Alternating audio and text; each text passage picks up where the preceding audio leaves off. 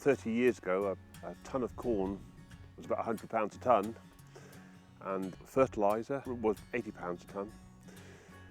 Now in 2015, wheat prices just over £100 a tonne, and fertilisers 240, 3 times as much as it was. So there's a cost price squeeze occurring, and we felt the obviously economic pressures of that. And an old farmer said to me once, he said, in farming it's easier to save money than earn money. My family's been here 57 years, and I suppose to put it in context really, a few years ago we were quite worried financially, and we're looking at different solutions and trying to change something. You know, it's the height of madness to carry on doing something that's not working. And what we did formerly was to graze the grass quite low and never graze it as high as this. This would be considered hay grass, you know, an absolute travesty. And, you know, we're quite keen on spraying, you know, that was really important. I was open-minded and looked at techniques of reducing our inputs and listening to other people's ideas, and particularly ideas about mob grazing. We've implemented that and had huge benefits, I would say.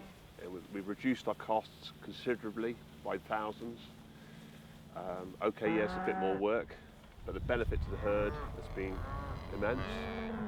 And basically it's about moving cattle on, or replicating predator-herd relationships before we're around even. We move once a day, so we get a fresh bit of this grass. And the distribution of muck and the products of the cows is better. And so you do a sort of a rotation depending on the time of year of 60 days, perhaps more. And a proportion, a third is trampled, ideally, and a third's eaten, and a third's left to regrow.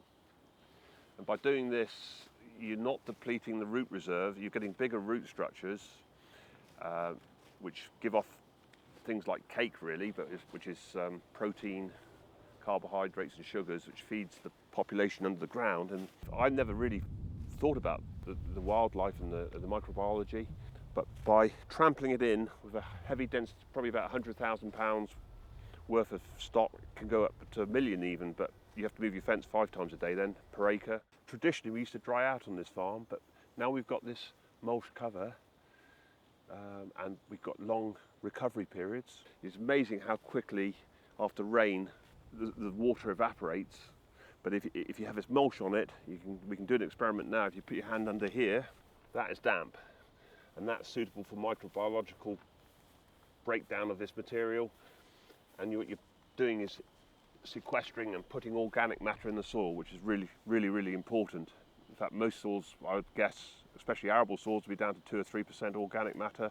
Well, I know when we had it tested, we were up to 8 or 9 here, and that's really exciting, because that's going to be good for the future generations, because they're going to have a fertile soil without being reliant on too much oil products, you know, basically fertiliser or sprays and things. So I'm really excited about that. That's great. You're helping the environment. You can see the diversity here. It was like a snowstorm of butterflies.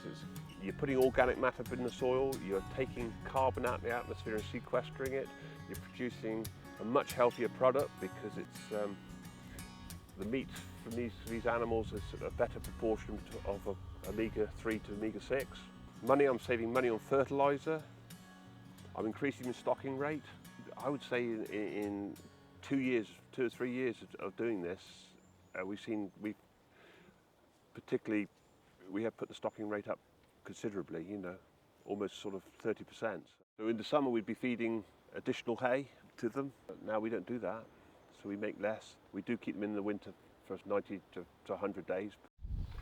We've always had a mixed farm, but geographically some fields lend themselves more to arable than dairy or beef or sheep, because we have a road dividing the farm.